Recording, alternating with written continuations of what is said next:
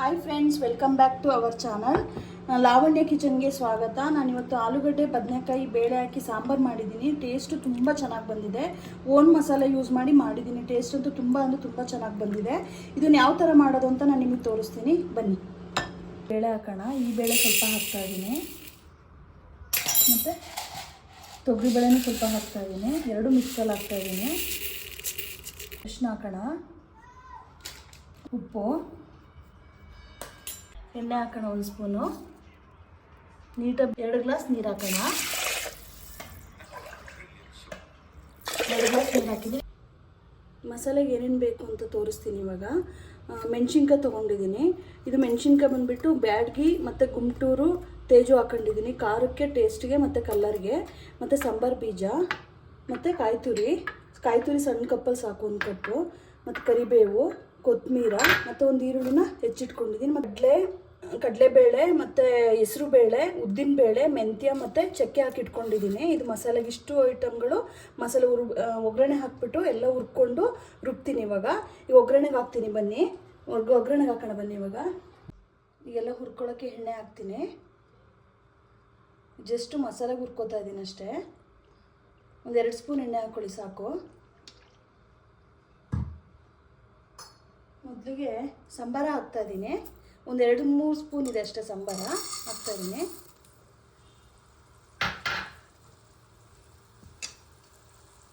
ಸ್ವಲ್ಪ ಸಂಬಾರ ಫ್ರೈ ಆಗಲಿ. ಇವಾಗ ಕಡಲೆ ಮತ್ತು ಉದ್ದಿನಬೇಳೆ, ಹೆಸರು ಕಾಳೆಲ್ಲ ಹಾಕ್ತಾಯಿದ್ದೀನಿ. ಇದೆಲ್ಲ ಎಷ್ಟೆಷ್ಟು ಬೇಕು, ಒಂದು ಅರ್ಧ ಸ್ಪೂನು ಮತ್ತು 1 ಸ್ಪೂನ್ ಹಾಕ್ಕೊಳ್ಳಿ ಸಾಕು. ಜಸ್ಟ್ ಕೆಲವರು ಡೈರೆಕ್ಟಾಗಿ ಮಾಡ್ತಾರೆ, ನಾನು ಸ್ವಲ್ಪ ಮಸಾಲೆ ಹಾಕೋದು ಚೆನ್ನಾಗಿರುತ್ತೆ ಅಂತೇಳಿ ಹಾಕೋತಾ ಇದ್ದೀನಿ. ಸೊ ಈ ಥರನೂ ಮಾಡಿ ನೋಡಿ, ತುಂಬ ಚೆನ್ನಾಗಿರುತ್ತೆ ಟೇಸ್ಟು. ನೀಟಾಗಿ ಸ್ವಲ್ಪ ಫ್ರೈ ಆಗಲಿ. ಇದು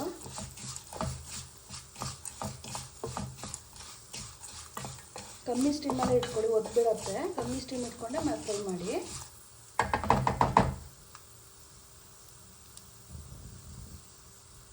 ಸ್ವಲ್ಪ ಫ್ರೈ ಆದಮೇಲೆ ಮೆಣಸಿನ್ಕಾಯಿ ಹಾಕ್ಕೊಳ್ಳೋಣ. ಬ್ಯಾಡಗಿ, ಗುಂಟೂರು ಮತ್ತು ತೇಜು ಹಾಕ್ಕೊಂಡಿದ್ದೀನಿ. ಸ್ವಲ್ಪ ಇದು ಫ್ರೈ ಆದಮೇಲೆ ಈಗ ಮೆಣಸಿನ್ಕಾಯಿ ಹಾಕ್ಕೊಳ್ಳೋಣ.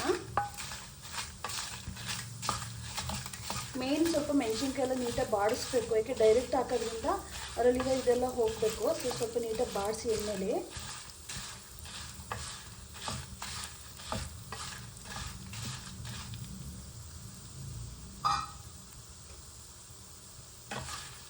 ಫ್ರೈ ಆಗಲಿ. ಕಮ್ಮಿ ಫ್ಲೇಮ್ ಇಟ್ಕೊಳ್ಳಿ, ಒದ್ಬಿಡತ್ತೆ.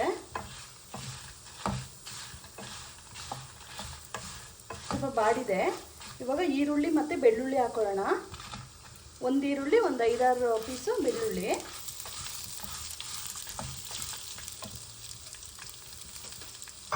ಸ್ವಲ್ಪ ಬಾಡಿಸಿ ನೀಟಾಗಿ.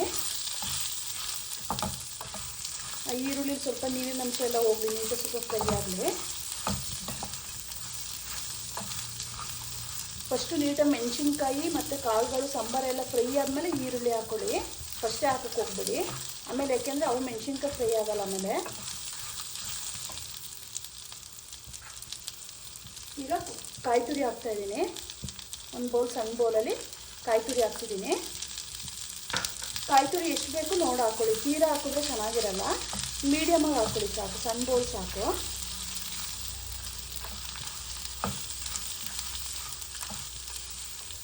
ಇದಕ್ಕೆ ಅರಿಶಿನ ಹಾಕೋಣ, ಒಂದು ಅರ್ಧ ಸ್ಪೂನು. ಜಸ್ಟ್ ಕಲ್ಲರ್ಗೋಸ್ಕರ ಒಂದು ಅರ್ಧ ಸ್ಪೂನ್ ಅರಿಶಿನ ಪುಡಿ. ಆಮೇಲೆ ಕರಿಬೇವು, ಒಂದು 7-8 ಎಸ್ಲು ಕರಿಬೇವು ಹಾಕಿ. ತುಂಬ ಚೆನ್ನಾಗಿರುತ್ತೆ ಫ್ಲೇವರು. ನೀವು ಏನೇ ಮಸಾಲೆ ಮಾಡಿದ್ರು ಕರಿಬೇವು ಹಾಕಿ, ಹಸಿ ಕರಿಬೇವು ಹಾಕಿ ತುಂಬ ಚೆನ್ನಾಗಿ ಬರುತ್ತೆ. ಸ್ವಲ್ಪ ನೀಟಾಗೆಲ್ಲ ಫ್ರೈ ಆಗಲಿ.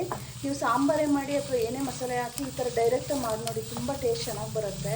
ನಾನು ಯಾವಾಗಲೂ ನನ್ನ ಪೌಡರ್ ಏನು ಮಾಡಿ ಇಟ್ಕೊಳ್ಳಲ್ಲ. ಸಾಂಬಾರು ಪುಡಿ ಮತ್ತು ಖಾರ ಪುಡಿ ಎಲ್ಲ ಇದೇ ಥರ ಆವಾಗಲೇ ಫ್ರೆಶ್ಶಾಗಿ ಮಾಡ್ಕೊತೀನಿ. ಸಾಂಬಾರೇ ಆಗಿರ್ಬೋದು, ಏನೇ ಆಗಿರ್ಬೋದು, ತುಂಬ ಚೆನ್ನಾಗಿ ಬರುತ್ತೆ. ನೀವು ಒಂದ್ಸರಿ ಟ್ರೈ ಮಾಡಿ. ಈ ಥರ ನೀಟಾಗಿ ಫ್ರೈ ಆಗಲಿ. ಸೊ ನೀಟಾಗಿ ಈ ಥರ ಎಲ್ಲ ಫ್ರೈ ಆದಮೇಲೆ ಆಗಿದೆ, ಇದು ತೆಗಿತೀನಿ. ಏನೇನು ಇಂಗ್ರೀಡಿಯೆಂಟ್ಸ್ ಬೇಕಂತ ಹೇಳಿದ್ರೆ ಬದನೆಕಾಯಿ ಮತ್ತು ಆಲೂಗಡ್ಡೆ, ಟೊಮ್ಯಾಟೊ, ಈರುಳ್ಳಿ, ಬೆಳ್ಳುಳ್ಳಿ, ಬೇಯಿಸಿರೋ ಬೇಳೆನ ಬೇಯಿಸಿಟ್ಕೊಂಡಿದ್ದೀನಿ, ಮತ್ತು ಹುಣಸೆ ಹುಳಿ, ಕೊತ್ತಂಬರಿ ಮತ್ತು ಒಗ್ಗರಣೆಗೆ ಕರಿಬೇವು. ಸ್ಟವ್ ಹಚ್ಚೋಣ, ಒಗ್ಗರಣೆಗೆ ಇಡೋಣ. ಕಾದಿದೆ ಕುಕ್ಕರ್, ನೀರೆಲ್ಲ ಡ್ರೈ ಆಗಿದೆ. ಎಣ್ಣೆ ಹಾಕೋಣ ಇವಾಗ. ಡ್ರೈ ಆಗಿದೆ ನೀರೆಲ್ಲ, ಎಣ್ಣೆ ಹಾಕೋಣ ಇವಾಗ. ಒಂದು 3 ಸ್ಪೂನ್ ಎಣ್ಣೆ ತೊಗೊಳ್ಳಿ, ಜಾಸ್ತಿ ಏನು ಬೇಡ, 3 ಸ್ಪೂನ್ ತೊಗೊಳ್ಳಿ. ಸ್ವಲ್ಪ ಬಿಸಿ ಆಗಲಿ. ಬಿಸಿ ಆದಮೇಲೆ ಸಾಸಿವೆ ತೊಗೊಳ್ಳಿ, ಸ್ವಲ್ಪ ಸಾಸಿವೆ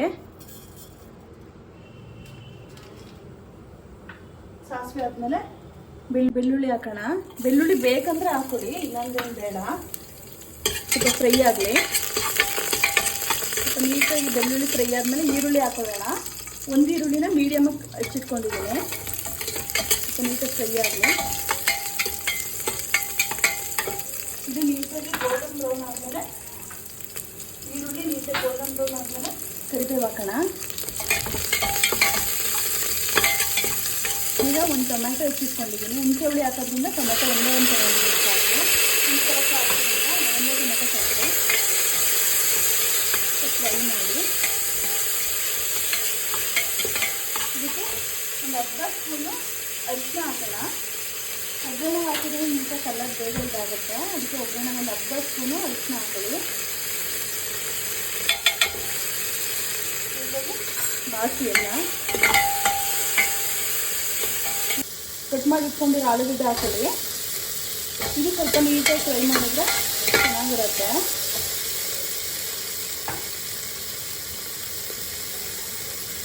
ಮುಳುಗಾಯಿ ಹೆಚ್ಚಿಟ್ಕೊಂಡಿದ್ಮೇಲೆ ಮುಳುಗಾಯಿ ಹಾಕೋಣ.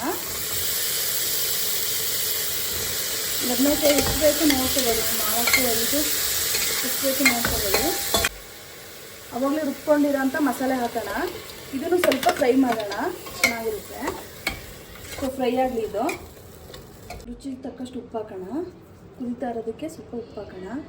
ನೋಡಿ, ಇದು ನೀಟಾಗಿ ಕುದ್ದಿದೆ. ಈ ಥರ ನೀಟಾಗಿ ಕಲರ್ ಎಲ್ಲ ಬರಬೇಕು, ಟೇಸ್ಟು ಚೆನ್ನಾಗಿರ್ಬೇಕಂದ್ರೆ ಅವಾಗ ತಾನೇ ಫ್ರೆಶ್ ಆಗಿ ಮಾಡ್ಕೊಳ್ಳಿ, ಮಸಾಲೆ ಚೆನ್ನಾಗಿ ಬರುತ್ತೆ. ಇದಕ್ಕೆ ಇದು ಕುದ್ದಿದೆ. ಇದಕ್ಕೆ ಬೇಯಿಸಿರೋ ಬೇಳೆ ಹಾಕೊಳ್ಳೋಣ. ಬೇಯಿಸಿಟ್ಕೊಂಡಿದ್ವಲ್ಲ, ಬೇಳೆ ಹಾಕೊಳ್ಳೋಣ. ಹಾಕ್ಕೊಂಡು ನೀಟಾಗಿ ಮಿಕ್ಸ್ ಮಾಡೋಣ. ಇದು ಸ್ವಲ್ಪ ಕುದಿ ಬರಲಿ. ಕುದ್ದಿದೆ. ಇದಕ್ಕೆ ಸ್ವಲ್ಪ ಹುಣಸೆ ಹುಳಿ ಹಾಕೋಣ. ನೆನೆಸಿಟ್ಕೊಂಡಿದ್ದೆ, ಸ್ವಲ್ಪ ಎಷ್ಟು ಬೇಕು ನೋಡಿ ಹಾಕ್ಕೊಡಿ. ತೀರಾ ಹುಳಿ ಆದರೆ ಚೆನ್ನಾಗಾಗಲ್ಲ. ಆಗಿದೆ. ಈಗ ಮತ್ತೆ ಸ್ವಲ್ಪ ಗಟ್ಟಿ ಇದೆ. ನಿಮ್ಗೆ ಎಷ್ಟು ತೆಳು ಬೇಕು ನೋಡಿಕೊಂಡು ನೀರು ಹಾಕ್ಕೊಳ್ಳಿ. ತೀರಾ ತೆಳು ಆದರೆ ಚೆನ್ನಾಗಾಗಲ್ಲ, ಮೀಡಿಯಮಾಗಿ ಹಾಕ್ಕೊಳ್ಳಿ. ನಾನು ಎಷ್ಟು ಇದಕ್ಕೆ ಬೇಕು ಅಷ್ಟು ಹಾಕೋತಾ ಇದ್ದೀನಿ. ನೋಡಿ, ಈ ಥರ ಇಷ್ಟು ಬಂದಿದೆ.